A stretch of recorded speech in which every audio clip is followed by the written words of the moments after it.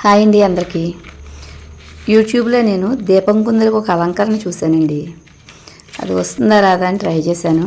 ముందు పేపర్స్ తీసుకుని రౌండ్గా కట్ చేసి ఇలా ఫ్లవర్ షేప్లో కట్ చేసుకోవాలి. అంటే ఫోల్డ్ చేసి కట్ చేస్తే ఏదో ఫ్లవర్ షేప్ వస్తుంది, ఏదైనా పర్వాలేదు మన వీలుని బట్టి. మధ్యలో హోల్స్ పెట్టుకోవాలి.